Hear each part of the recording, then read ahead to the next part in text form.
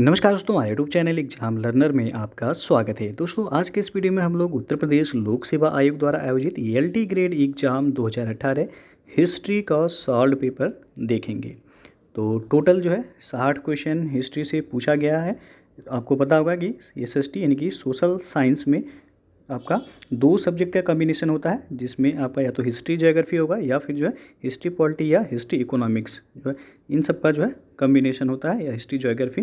तो 4 विषय होते हैं जिनमें आपका 2 सब्जेक्ट का कॉम्बिनेशन होना ज़रूरी होता है। तो इसमें हम लोग केवल हिस्ट्री का 60 क्वेश्चन जो है हल करेंगे, और जीएस के 30 प्रश्न पूछे जाते हैं एलटी ग्रेड में। टोटल जो होता है 150 क्वेश्चन जो है पूछा जाता है। तो 30 क्वेश्चन जीएस का हो गया, और जो है 2 सब्जेक्ट से 120 क्वेश्चन, 60 क्वेश्चन जो है पूछे जाते हैं इसमें। तो केवल जो हम लोग हिस्ट्री के 60 क्वेश्चन को इस वीडियो में देखेंगे, जो कि आपकी टीजीटी और पीजीटी इन दोनों ही परीक्षाओं के लिए महत्वपूर्ण है। कई प्रश्न जो है रिपीट किए जाते हैं इन सभी परीक्षाओं से, तो आप लोग जिनका हिस्ट्री होगा वो देख सकते हैं। तो वीडियो को लाइक शेयर कर दीजिएगा। चैनल पर पहली बार आए हैं तो चैनल को सब्सक्राइब कर लीजिएगा, साथ में बेल आइकन को प्रेस कर लीजिएगा, जिससे आने वाले अगले वीडियो का नोटिफिकेशन आपको पहले मिलता रहे। तो आइए शुरू करते हैं।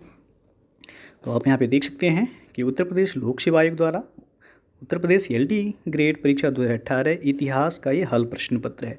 तो पहला प्रश्न जो पूछा गया था इसमें, हड्डी की मातृदेवी मूर्ति प्राप्त हुई है कहाँ से? 4 विकल्प है, इसमें आपको बताना है कि कौन सा ऑप्शन सही होगा। तो हड्डी की मातृदेवी की मूर्ति ये आपका विंध्य घाटी के उच्च पूर्व पाषाण काल से प्राप्त हुई है। और यदि स्थल का नाम पूछ लिया जाता तब लोहंदा नामक जो है स्थान से, लोहंदा नामक पूरा स्थल से हड्डी निर्मित मातृदेवी की मूर्ति ये उच्च पूर्व पाषाण काल से प्राप्त हुई है। तो डी विकल्प यहाँ पे सही है। दूसरा प्रश्न है, बूचड़खाना क्षेत्र का साक्ष्य प्राप्त हुआ है, तो ये प्राप्त हुआ है महदहा से। ये विकल्प यहाँ पे आपका सही हो जाएगा। महदहा कहाँ है?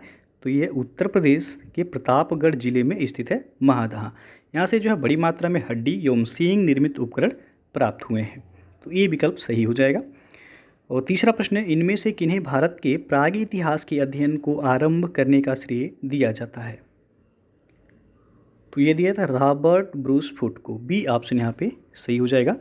रॉबर्ट ब्रूस फुट ये आपका भारतीय प्रागैतिहासिक के जनक और ब्रिटिश भूवैज्ञानी थे। इन्होंने जो है 1863 ईस्वी में चेन्नई के निकट पलवरम से, स्थान का नाम याद रखिएगा, पूछा जाता है, पलवरम से जो है पाषाण निर्मित उपकरण जिन्हें कुल्हाड़ी कहा जाता है, कुल्हाड़ी की निर्णायक खोज के बाद इन्होंने अपने सहयोगी विलियम किंग के साथ मिलकर दक्षिण एवं पश्चिम भारत में प्रागैतिहासिक काल से संबंधित अनेक महत्वपूर्ण खोज की थी। इन्होंने लगभग 33 वर्ष भूवैज्ञानिक सर्वेक्षण में बिताए, और इन्हें भारतीय प्रागैतिहास का पिता भी माना जाता है। तो क्वेश्चन यदि पूछे भारतीय प्रागैतिहास का पिता किन्हें कहा जाता है, तो रॉबर्ट ब्रूस फुट को कहा जाता है। चौथा प्रश्न है, निम्न हड़प्पीय स्थलों में से किनमें चावल की खेती के प्रमाण मिले हैं? नीचे दिए गए कोड का प्रयोग करके सही उत्तर चुनिए। पहला है कालीबंगा, दूसरा है लोथल, तीसरा है मोहनजोदड़ो, चौथा है सुरकोटदा। तो कूट से आपको बताना है यहाँ पे। और पूछा गया है चावल की खेती के प्रमाण कहाँ से मिले हैं? तो कालीबंगा से मिला है और लोथल से मिला है। मोहनजोदड़ो और सुरकोटदा से चावल के साक्ष्य नहीं मिले हैं। तो 1 और 2 यानी कि पहला ऑप्शन यहाँ पे सही हो जाएगा। कालीबंगा कहाँ है याद रखिएगा, तो ये राजस्थान में है कालीबंगा। और लोथल कहाँ है? तो लोथल आपका गुजरात में है। तो इन दोनों जगहों से जो है चावल की खेती के प्रमाण मिले हैं। जबकि मोहनजोदड़ो जो दिया गया है, तो मोहनजोदड़ो ये आपका वर्तमान में सिंध प्रांत के लरकाना जिला में है, पाकिस्तान में है। ये यहाँ से स्नानागार जो है मिला है मोहनजोदड़ो से। और ये आपका सुरकोटदा जो है, सुरकोटदा ये गुजरात के कच्छ जिले में स्थित है। तो पूछा जाए कहाँ है, तो ये भी आपका गुजरात के कच्छ जिले में है। ये यहाँ से घोड़े के अस्थि पंजर के साक्ष्य मिले हैं। अगला क्वेश्चन है, किस पुरास्थल के दुर्ग में 7 अग्निकुंड प्राप्त हुए हैं? तो यह है कालीबंगा से प्राप्त हुआ है। डी ऑप्शन सही हो जाएगा। कालीबंगा अभी आपको बताया राजस्थान में है, और राजस्थान के हनुमानगढ़ जो कि वर्तमान नाम इसका गंगानगर जिला कर दिया गया, तो राजस्थान के जो है गंगानगर जिले में है यह स्थित है कालीबंगा। और यह सैंधव सभ्यता का एक महत्वपूर्ण पुरा स्थल है। इसकी खोज हुई थी 1951 में। अमलानंद घोष ने कालीबंगा की खोज की थी। तो यहाँ पे 7 अग्निकुंड पूछा गया है, कहाँ से प्राप्त हुए हैं? कालीबंगा से प्राप्त हुए हैं। छठवां प्रश्न है, हड़प्पा संस्कृति की पूर्वी सीमा कौन थी? तो ये हो जाएगा आलमगीरपुर। यहाँ पे सी ऑप्शन जो है सही हो जाएगा। हड़प्पा सभ्यता का सबसे पूर्वी स्थल ये आपका हिंडन नदी के किनारे आलमगीरपुर, जो कि उत्तर प्रदेश में स्थित है। और आलमगीरपुर जो है हड़प्पा की सबसे पश्चिमी स्थल सुतका गेंडोर से करीब 1600 किलोमीटर की दूरी पर स्थित है। और आलमगीरपुर का जो उत्खनन कराया गया था 1958 ईस्वी में यज्ञदत्त शर्मा के द्वारा इसका खनन करवाया गया था। तो आलमगीर पूछा जाता है कहाँ पे है? उत्तर प्रदेश में है ये, और ये हड़प्पा संस्कृति की पूर्वी सीमा थी। 7वां प्रश्न, धौलावीरा के निम्नतम प्रथम चरण का जमाव किस संस्कृति से संबंधित है? तो ये विकसित हड़प्पा संस्कृति से संबंधित है। सी विकल्प यहाँ पे सही हो जाएगा। धौलावीरा से जो साक्ष्य मिले हैं उनमें अनेक जलाशयों के प्रमाण मिले हैं, त्रिस्तरीय नगर योजना मिला है यहाँ से, और निर्माण में पत्थर के साक्ष्य मिले हैं धौलावीरा से। 8वां क्वेश्चन है, नारायण के साथ विष्णु के तादात्म्य का प्राचीनतम उल्लेख प्राप्त होता है? तो ये तैत्तिरीय आरण्यक से प्राप्त होता है। ए विकल्प सही हो जाएगा यहाँ पे। तैत्तिरीय आरण्यक यह यजुर्वेद से संबंधित है। यदि पूछा है किससे संबंधित है तो यजुर्वेद से यह संबंधित है। अगला क्वेश्चन है, नरसिंह मेहता किस भक्ति शाखा से जुड़े थे? तो ये वैष्णव भक्ति शाखा से जुड़े थे नरसिंह मेहता। बी ऑप्शन यहाँ पे सही हो जाएगा। और ये 15वीं सदी के गुजरात के संत कवि थे, उनके द्वारा रचित जो है वैष्णव जन तो तेने कहिए भजन, ये गांधी जी का प्रिय भजन भी था। तो याद रखिएगा बी ऑप्शन यहाँ पे सही हो जाएगा। 10वां प्रश्न है, इनमें से कौन वैदिक सूर्य देवता नहीं थे? तो विश्वकर्मा। सी ऑप्शन यहाँ पे सही हो जाएगा।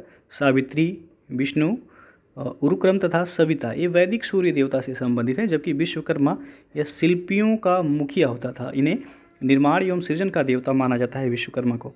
तो सी ऑप्शन सही हो जाएगा यहाँ। 11वां क्वेश्चन है, ऋग्वेद के किस मंडल में गायत्री मंत्र लिखा गया है? तो तीसरे मंडल में है गायत्री मंत्र। सी ऑप्शन सही हो जाएगा। ऋग्वेद ये सर्वाधिक प्राचीन वेद है। तो पूछा है सर्वाधिक प्राचीन वेद कौन सा है? तो ऋग्वेद है। और गायत्री मंत्र ऋग्वेद में उल्लिखित है। इसके रचनाकार विश्वामित्र हैं। यह सूर्य देवता, पूछा था किसको समर्पित है? तो सूर्य देवता को समर्पित है। और यह मंत्र ऋग्वेद के तृतीय मंडल यानी कि तीसरे मंडल में वर्णित है। अगला क्वेश्चन है, भगवती सूत्र किस धर्म से संबंधित है? तो ये जैन धर्म से संबंधित है भगवती सूत्र। बी ऑप्शन सही हो जाएगा। और भगवती सूत्र ये जैन धर्म का सर्वाधिक महत्वपूर्ण ग्रंथ है। इसमें जैन धर्म के सिद्धांतों के अतिरिक्त स्वर्ग और नरक के विषय में विस्तृत वर्णन किया गया है। तो याद रखिएगा जैन धर्म से संबंधित है भगवती सूत्र। अगला क्वेश्चन है, कनिष्क बौद्ध धर्म के किस संप्रदाय का अनुयायी था? तो यह था महायान संप्रदाय का। बी ऑप्शन यहाँ पे सही हो जाएगा। कनिष्क बौद्ध धर्म के महायान संप्रदाय का अनुयायी था। बौद्ध धर्म की चतुर्थ जो बौद्ध संगीति हुई थी वह कुषाण शासक कनिष्क के राज्यकाल में कश्मीर के कुंडलमल में हुई थी। चौथी बौद्ध संगीत पूछा जाए कहाँ हुआ था? तो कनिष्क के शासनकाल में कश्मीर के कुंडलमल में हुई थी। और इसकी अध्यक्षता किसके द्वारा किया गया था?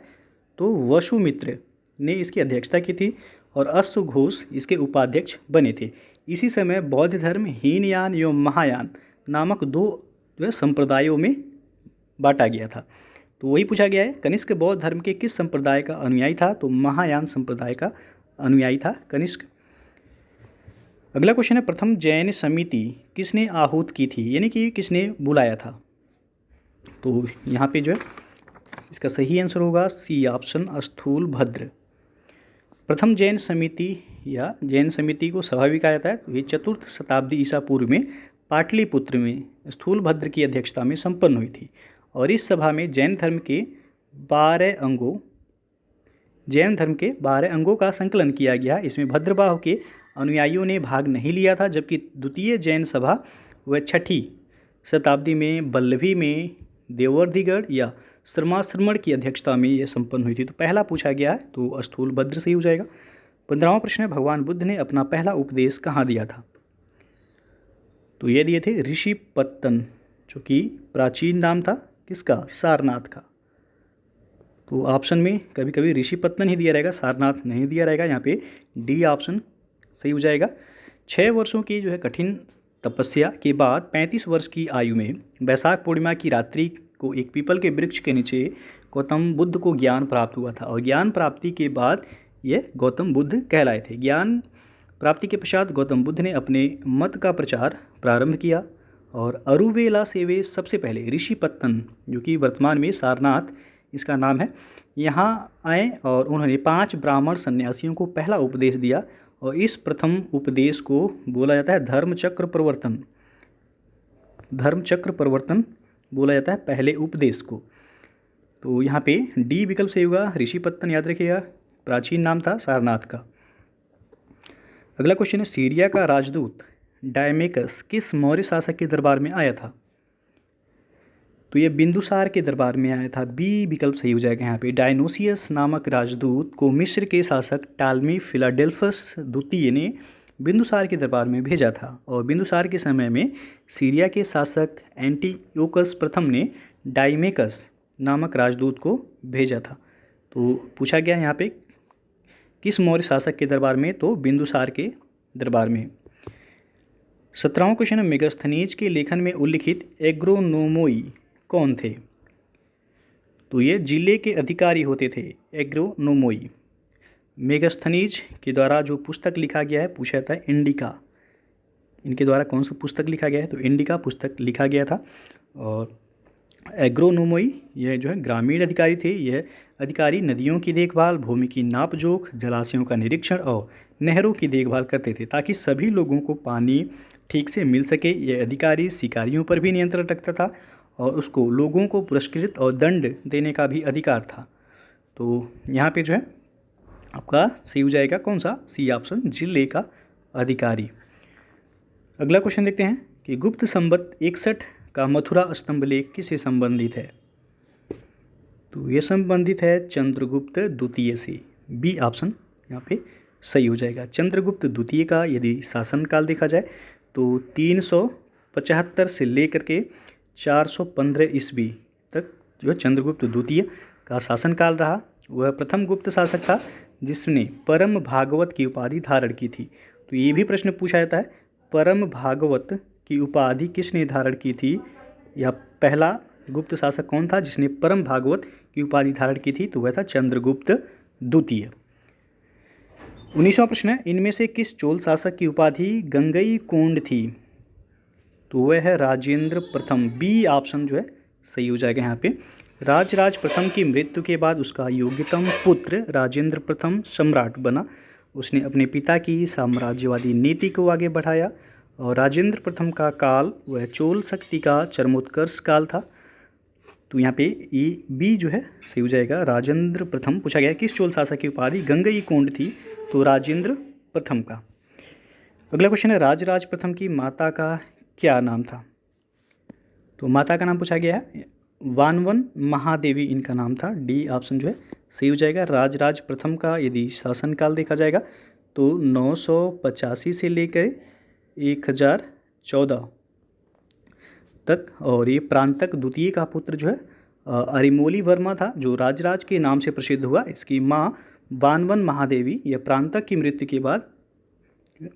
तो यहाँ पे डी ऑप्शन सही होगा, माता का नाम पूछा गया है वानवन महादेवी। 21वां प्रश्न है, निम्नलिखित कथनों पर विचार कीजिए। पहला दिया गया इसमें पृथ्वीराज चौहान ख्वाजा मोइनुद्दीन चिश्ती के समकालीन थे, और दूसरा है गियासुद्दीन तुगलक निजामुद्दीन औलिया के समकालीन थे। तो उपयुक्त कथनों में से कौन सा सही है?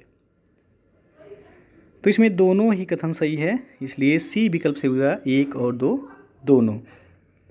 और 22वां प्रश्न है, द्वितीय राजतरंगिणी के रचनाकार कौन थे?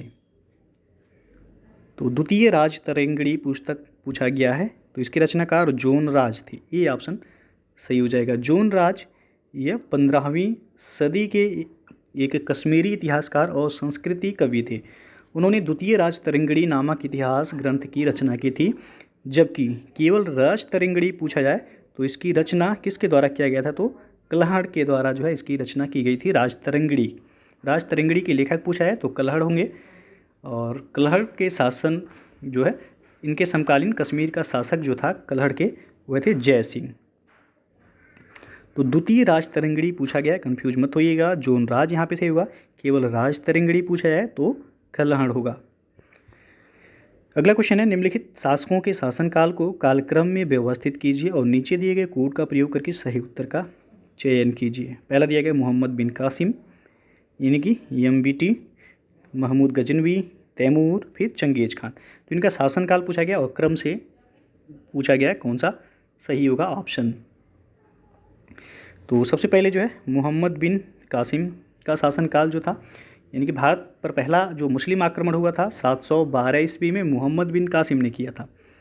और 1000 से लेके 1027 ईस्वी तक महमूद गजनवी, 1000 से लेकर के 1027 ईस्वी तक महमूद गजनवी ने भारत पर 17 बार आक्रमण किए थे। कितनी बार? तो इन्होंने कुल टोटल 17 बार आक्रमण किए थे। चंगेज खान देखा जाए तो 1162 से लेकर के 1127 ईस्वी तक मंगोल शासक था यह, और वह ख्वारिज्म के शासक जलालुद्दीन मंगबरनी का पीछा करते हुए 1221 ईस्वी में सिंधु तट पर पहुंचा था। तैमूर लंग तो यह 1398 ईस्वी में भारत पर आक्रमण किया। उस समय दिल्ली का सुल्तान नसीरुद्दीन महमूद था। तो क्रम से देखा जाए तो पहले हो जाएगा मोहम्मद बिन कासिम, फिर दूसरे पे महमूद गजनवी, फिर यहाँ पे चौथा हो जाएगा चंगेज खान, फिर लास्ट में तैमूर। 1 2 4 3, तो 1 2 4 3 आप देख सकते हैं बी ऑप्शन यहाँ सही है। अगला क्वेश्चन है, कुब्बत उल इस्लाम मस्जिद का निर्माण किसने कराया था? तो कुतुबुद्दीन ऐबक ने कराया था। यहाँ पे सी ऑप्शन सी हो जाएगा। दिल्ली में कुतुब मीनार के समीप है कुब्बत उल इस्लाम मस्जिद, जिसका निर्माण कुतुबुद्दीन ऐबक ने करवाया था। अगला क्वेश्चन है, इल्तुतमिश के विषय में निम्नलिखित कथनों में से कौन सा सही है? पहला यहाँ पे दिया गया कि इल्तुतमिश ने अपने प्रभुत्व की मान्यता खलीफा द्वारा प्राप्त की थी। और दूसरा है, इल्तुतमिश ने बंगाल के सुल्तान गियासुद्दीन को हराकर लखनौती पर अधिकार किया। तो नीचे दिए गए कोड की सहायता से सही उत्तर का चयन कीजिए। तो दोनों ही सही है, यहाँ पे सी ऑप्शन सही हो जाएगा। इल्तुतमिश ऐबक का दास था, यानी कि कुतुबुद्दीन ऐबक का यह दास था। वह प्रथम इलवारी तुर्क शासक था और दिल्ली का पहला सुल्तान था जिसने सुल्तान के पद की स्वीकृति गौर के किसी शासक से नहीं, बल्कि वह 1229 ईस्वी में बगदाद के खलीफा अल मुंतशिर से प्राप्त की थी। और 1226 ईस्वी में बंगाल के सुल्तान गियासुद्दीन को हराकर वह लखनौती पर अधिकार कर लिया। और फिर 1226 ईस्वी में बंगाल दिल्ली सल्तनत का एक एकता यानी कि सूबा बन गया। तो दोनों ही कथन सही हैं, इसलिए सी ऑप्शन सही हो जाएगा। अगला क्वेश्चन है, निम्नलिखित घटनाओं को कालक्रमानुसार व्यवस्थित कीजिए तथा नीचे दिए गए कोड का प्रयोग कर सही उत्तर का चयन कीजिए। पहला दिया गया तैमूर का आक्रमण, दूसरा है सांकेतिक मुद्रा का प्रचलन, तीसरा है बाजार नियंत्रण नीति, चौथा है मलिक छज्जू का विद्रोह। तो इसमें क्रम से आपको लगाना है और बताना है कि कौन सा ऑप्शन सही हो जाएगा। तो भारत पर जो है तैमूर लंग का आक्रमण देखा जाए तुगलक शासक नसीरुद्दीन महमूद के शासनकाल में 1394 से लेकर के 1412 ईस्वी तक इसके काल में हुआ था। और कब हुआ था? तो 1398 ईस्वी में हुआ था। 1398 में हुआ था। फिर है आपका सांकेतिक मुद्रा का प्रचलन, ये आपका 1329 से लेके 1330 ईस्वी में मोहम्मद बिन तुगलक द्वारा किया गया था। और बाजार नियंत्रण नीति पूछा जाए तो अलाउद्दीन खिलजी द्वारा 1296 ईस्वी में अपनाया गया था, जिसकी विस्तृत जानकारी बर्नी की पुस्तक है तारीख फिरोज शाही में मिलती है। और मलिक जलालुद्दीन खिलजी के समय में 1290 ईस्वी में कड़ा मानिकपुर के सूबेदार मलिक छज्जू द्वारा विद्रोह किया गया था।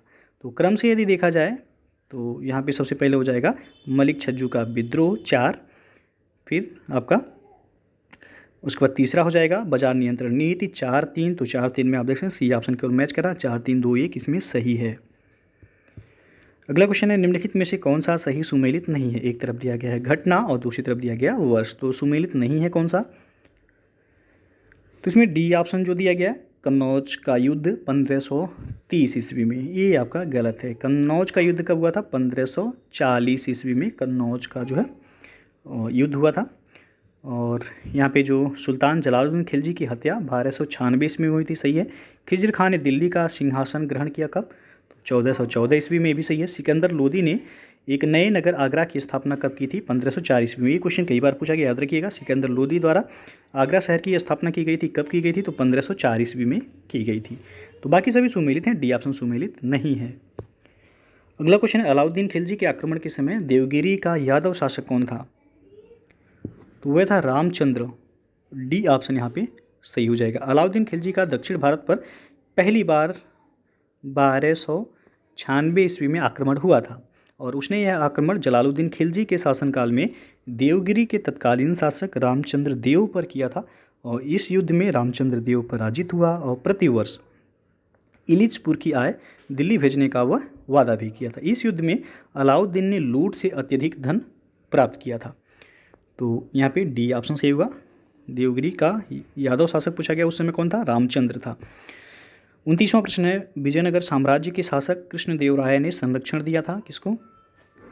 तो वल्लभाचारी को। ये ऑप्शन यहाँ पे सही हो जाएगा। कृष्णदेवराय का यदि शासनकाल देखा जाए तो 1509 से लेके 1529 ईस्वी तक कृष्णदेवराय का जो है शासनकाल था। ये तत्कालीन जो है दक्षिण भारत का सबसे शक्तिशाली राजा था और उन्हें आंध्र भोज कहा जाता था। तो आंध्र भोज ये पूछा जाए किनको कहा जाता था? आंध्र भोज, तो कृष्णदेव राय को ही कहा जाता था आंध्र भोज। तो पूछा गया इन्होंने संरक्षण दिया था किसको? वल्लभाचारी को। अगला क्वेश्चन है, श्री संप्रदाय किस धर्म से संबंधित है?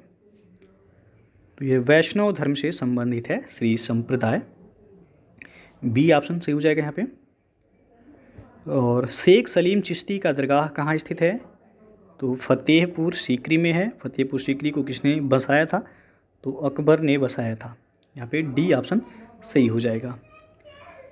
अगला क्वेश्चन देखते हैं कि निम्न घटनाओं को कालक्रमानुसार व्यवस्थित कीजिए तथा नीचे दिए गए कूट का प्रयोग कर सही उत्तर का चयन कीजिए। पहला दिया गया खुर्रम का विद्रोह, दूसरा है चौसा का युद्ध, तीसरा है धर्मत का युद्ध, चौथा है खुसरो का विद्रोह। तो कूट से आपको बताना है कि कौन सा ऑप्शन सही हो जाएगा। तो चौसा का युद्ध 1539 ईस्वी में हुआ था, आपको पता ही होगा। 1539 में चौसा के युद्ध में हुमायूं को शेर शाह से पराजित होना पड़ा था और जहांगीर के सबसे बड़े पुत्र खुसरो ने जहांगीर की गद्दी पर बैठने के बाद ही विद्रोह किया था, जो कि 1606 ईस्वी में पराजित हुआ था। 1606 ईस्वी में पराजित हुआ था और 1623 ईस्वी में शहजादे खुर्रम के विद्रोह का महावत खां के नेतृत्व में वाली मुगल सेना ने दमन किया था और अप्रैल 1658 में मध्य प्रदेश में स्थित उज्जैन के निकट धर्मत नामक स्थान पर औरंगजेब तथा दारा सिकोह के मध्य युद्ध हुआ था 1658 में। तो क्रम से यदि लगाया जाए तो 2, 4, 1, 3 यानी कि डी ऑप्शन यहाँ पे सही हो जाएगा। अगला क्वेश्चन है, राज दरबार में मेरे तुजुक शब्द का प्रयोग किया जाता था। तो मेरे तुजुक जो राज दरबार में ये शब्द का प्रयोग किया जाता था, यह आपका धर्मानुष्ठान का अधिकारी होता था मेरे तुजुक, जो कि इसका प्रमुख कार्य था धार्मिक उत्सवों का प्रबंध करना। तो इसमें कोई भी ऑप्शन देखा जाए तो सही नहीं है, इसलिए ये क्वेश्चन को जो है आयोग द्वारा डिलीट किया गया था। तो यदि पूछा जाए फिर से मेरे तुजुक का संबंध किससे है या इस शब्द का प्रयोग किया जाता था किसके लिए, तो ये मुगल दरबार में मेरे तुजुक शब्द प्रयोग किया था, जिसे मेरे तुजाक भी कहा जाता था। तो ये धर्मानुष्ठान का अधिकारी होता था। कोई भी ऑप्शन इसमें सही नहीं है, याद रखिएगा। ये धर्मानुष्ठान का जो है अधिकारी होता था और इसका जो प्रमुख कार्य होता था वो धार्मिक उत्सवों का प्रबंध करना होता था। अगला क्वेश्चन, अकबर के शासनकाल में उपज का कितना प्रतिशत भू राजस्व के रूप में किसानों से लिया जाता था? तो यह लिया जाता 33.1/3%। सी ऑप्शन यहाँ पे सही हो जाएगा। अकबर ने शेरशाह की व्यवस्था में सबसे महत्वपूर्ण भूमि परिवर्तन करके भूमि की खेती के उपज के आधार पर 4 श्रेणियों में इन्होंने बांटा था। पहला होता था पोलज, दूसरा परती, तीसरा चाचर और चौथा बंजर। तो प्रत्येक श्रेणी को भूमि की उपज के आधार पर उत्तम, मध्यम और निम्न श्रेणियों में विभक्त किया गया था और उनकी औसत दर के आधार पर लगान की राशि तय की गई थी। और इस प्रकार अकबर के शासनकाल में देखा जाए तो भू राजस्व की दर 1/3 अर्थात 33.1/3 यह किसानों से लिया जाता था। अगला क्वेश्चन है, किरोरी शब्द किसकी प्रशासनिक व्यवस्था में राजस्व अधिकारी के लिए प्रयुक्त किया जाता था? तो अकबर के। डी ऑप्शन यहाँ पे सही हुआ। किरोरी शब्द अकबर की प्रशासनिक व्यवस्था में राजस्व अधिकारी के लिए प्रयोग किया जाता था और अकबर के शासनकाल में प्रचलित एक दाम दशमलव मुद्रा में कितने पैसे के बराबर थी? तो एक दाम देखा जाए तो पूछा गया कितने पैसे के बराबर थी, तो 2 पैसों के बराबर थी। सी ऑप्शन यहाँ पे सही हो जाएगा। पैबाकी शब्द से तात्पर्य था, तो भूमि यहाँ होगा। डी ऑप्शन सही होगा। मुगल काल में पैबाकी शब्द से तात्पर्य भूमि था। मुगल शासनकाल में भूमि कर के आधार पर भूमि का विभाजन मुख्यतः 2 भागों में किया गया था। एक तो खालसा जागीर, दूसरा पैबाकी। तो पैबाकी के अंतर्गत आने वाली भूमि अस्थायी रूप से केंद्रीय नियंत्रण में रहती थी। मुगल काल में मुगल काल में जो है देखा जाए तो जागीरों के हस्तांतरण की एक आम प्रक्रिया बन गई थी और ऐसे हस्तांतरणों के समय यह भूमि केंद्र की देखरेख में रहती थी और इसे पैबाकी कहा जाता था। तो पैबाकी पूछा है किससे संबंधित है, तो भूमि से यह संबंधित है। अगला प्रश्न है, निम्न में से किस कृति को उसके फारसी अनुवादकों द्वारा रज्मनामा शीर्षक दिया गया था? कई बार पूछा गया, तो महाभारत। बी ऑप्शन यहाँ पे सही हो जाएगा। अकबर के आदेश से महाभारत के विभिन्न भागों का रज्मनामा नाम से फारसी में अनुवाद नकीब खां, बदायूनी तथा फैजी आदि विभिन्न विद्वानों के सम्मिलित प्रयत्नों से किया गया था।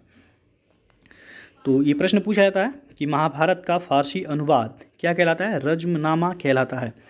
और इसके अतिरिक्त देखा जाए तो बदायूनी ने रामायण का और फैजी ने लीलावती का तथा अबुल फजल ने कालिया दमन का फारसी में अनुवाद किया था। अगला प्रश्न है, निम्नलिखित को उनकी निर्माण तिथि के क्रम में व्यवस्थित कीजिए तथा नीचे दिए गए कूट का प्रयोग कर सही उत्तर का चयन कीजिए। पहला आगरा का किला, दूसरा है दिल्ली का लाल किला, तीसरा है कुतुब मीनार, चौथा है ताजमहल। तो कुतुब मीनार का निर्माण यदि देखा जाए तो 1193 ईस्वी में कुतुबुद्दीन ऐबक के द्वारा प्रारंभ किया गया था, जिसे इल्तुतमिश ने पूरा करवाया। तो शुरू किया गया था कुतुबुद्दीन ऐबक के द्वारा, पूरा किसके द्वारा कराया गया? इल्तुतमिश के द्वारा पूरा करवाया गया था। आगरा का किला देखा जाए तो आगरा का किला जो है अकबर के शासनकाल में 1573 ईस्वी में बनकर तैयार हुआ था और शाहजहां के समय में 1618 में दिल्ली के लाल किले की नींव पड़ी थी और इसका निर्माण जो है 1647 ईस्वी में पूरा हुआ था।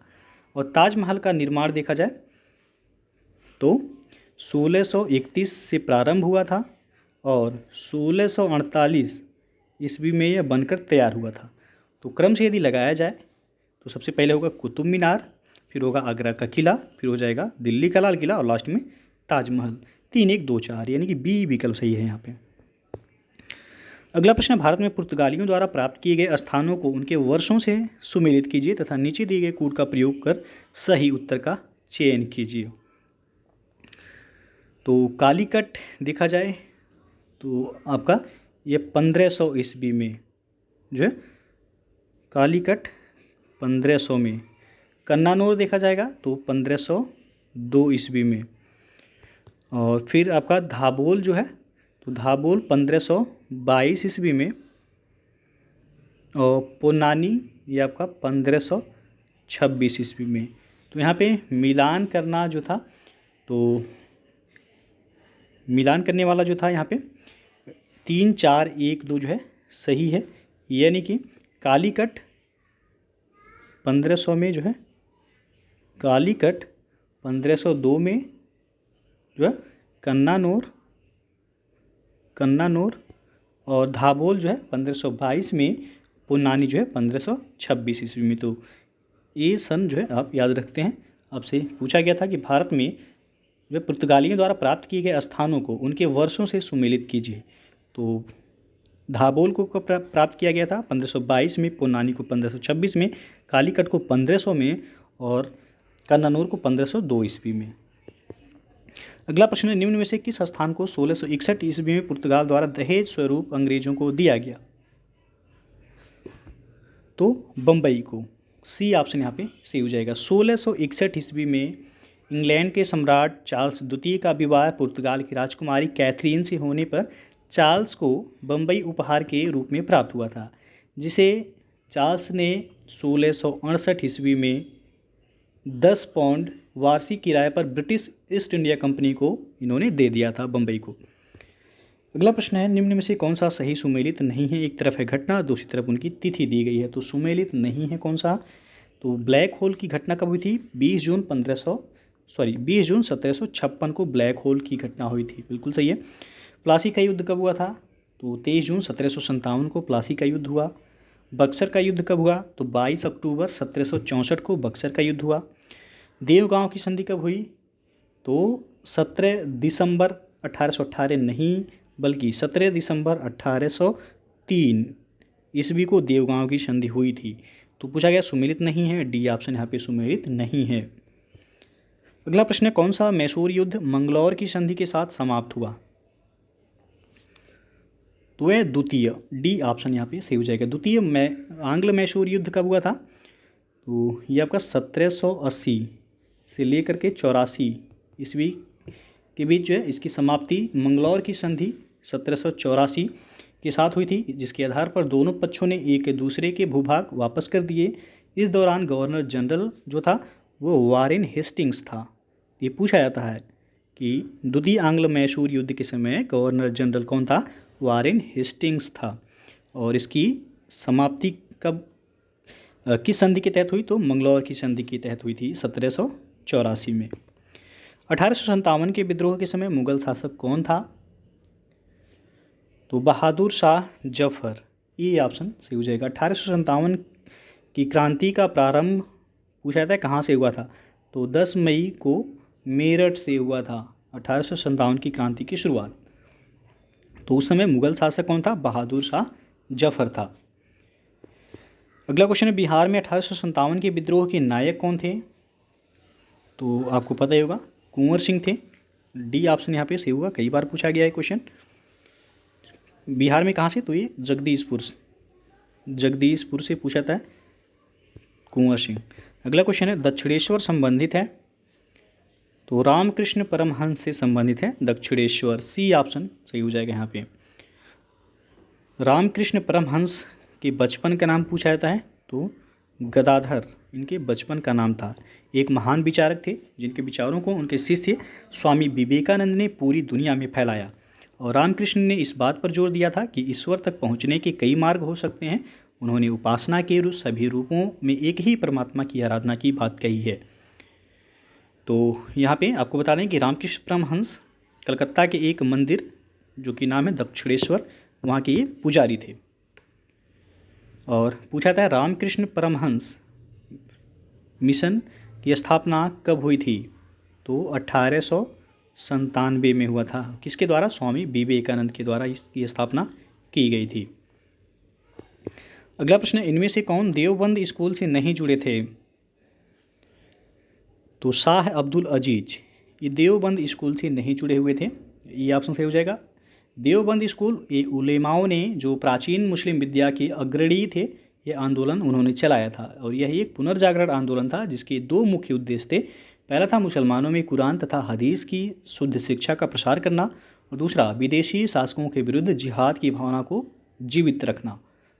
तो इसमें मोहम्मद कासिम बानोतवी, रशीद अहमद गंगोही, महमूद उल हसन ये सभी जुड़े थे। शाह अब्दुल अजीज नहीं जुड़े हुए थे। अगला क्वेश्चन है, हिंदू विधवा पुनर्विवाह अधिनियम कब पारित हुआ था? तो ये 26 जुलाई 1856 ईस्वी को पारित हुआ था। कलकत्ता के संस्कृत कॉलेज के आचार्य थे ईश्वर चंद्र विद्यासागर ने विधवा पुनर्विवाह के लिए अथक इन्होंने प्रयास किया था। और इन्होंने यह प्रमाणित करने का भी प्रयास किया कि वेदों में विधवा विवाह को मान्यता दी गई है। इनके प्रयासों के फलस्वरूप 26 जुलाई 1856 को हिंदू विधवा पुनर्विवाह अधिनियम पारित हुआ। तो ये पूछा जाता है कई बार, याद रखिए 26 जुलाई 1856 ईस्वी को। अगला क्वेश्चन है, सूची 1 को सूची 2 के साथ मिलान करना है और कोड के माध्यम से बताना है कि कौन सा ऑप्शन सही होगा। तो सबसे पहले दिया गया सन यहाँ पे 1854। तो 1854 में शिक्षा पर सर चार्ल्स वुड का डिस्पैच होगा, यानी कि चार्ल्स वुड का डिस्पैच हुआ 1854 ईस्वी में, एक हो जाएगा पहला। 1882 हंटर शिक्षा आयोग का गठन हुआ, यानी कि बी का हो जाएगा तीसरा। 1904 ईस्वी में भारतीय विश्वविद्यालय अधिनियम आया, तो सी का हो जाएगा यहाँ पे चौथा। और 1917 ईस्वी होगा सैडलर विश्वविद्यालय आयोग, डी का हो जाएगा दूसरा। 1 3 4 2, 1 3 4 2 यानी कि यहाँ पे पहला ही ऑप्शन। अगला क्वेश्चन देखते हैं कि डलहौजी के पहले विलय का सिद्धांत को किस राज्य पर लागू किया जा चुका था।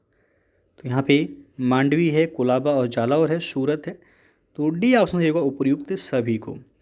आपको बता दें कि लॉर्ड डलहौजी के पहले विलय का सिद्धांत पूछा गया है को किस राज्य पर लागू किया जा चुका था। तो डलहौजी के पहले जो ईस्ट इंडिया कंपनी के निदेशकों ने न्यायालय ने 1834 ईस्वी के शुरुआत में ही इसका उल्लेख किया था, और इस नीति के अनुसार उन्होंने कंपनी ने 1839 ईस्वी में मांडवी को, 1840 ईस्वी में कोलाबा और जालौर को, और 1842 ईस्वी में सूरत को जो है कब्जा में कर लिया था। तो तीनों इस यहाँ पे हो जाएगा डी ऑप्शन से उपयुक्त सभी को। और डलहौजी ने जो है रियासतों के उत्थान के लिए व्यक्तिगत का सिद्धांत जिसे कहा जाता है डॉक्ट्रिन ऑफ लैप्स यानी कि विलय का सिद्धांत ये लागू किया था, और ये एक शिथिलता नीति थी जिसे डलहौजी द्वारा पूरी तरीके से जो है तैयार किया गया था।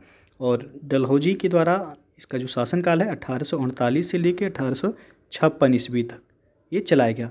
सबसे पहले जो डलहौजी के विलय का सिद्धांत के तहत शामिल किया गया था जिस प्रांत को, वह था सतारा कि 1838 ईस्वी में, और सबसे अंतिम में अवध को शामिल किया गया था इसमें 1856 ईस्वी में।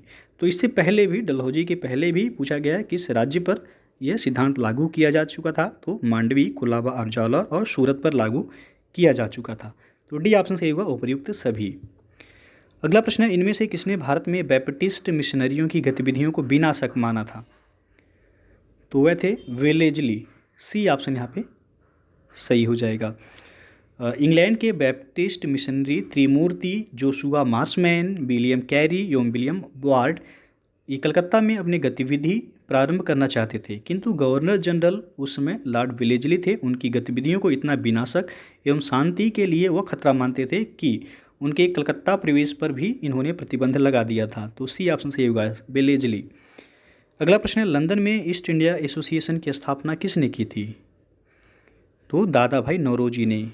किस सन में किया था, तो इन्होंने 1866 ईस्वी में लंदन में ईस्ट इंडिया एसोसिएशन की स्थापना की गई थी, और इनको grand old man of India के नाम से भी जाना जाता है। इसी तरीके से एक क्वेश्चन और यहाँ से जो है पूछा जाता है, ये तो है आपका ईस्ट इंडिया एसोसिएशन, लेकिन एक आपका इंडियन एसोसिएशन है। इंडियन एसोसिएशन पूछा जाए, इसकी स्थापना किसके द्वारा किया गया है, इंडियन एसोसिएशन, तब आपका उत्तर होगा सुरेंद्र नाथ बनर्जी यानी कि एस.एन. बनर्जी और आनंद मोहन बोस।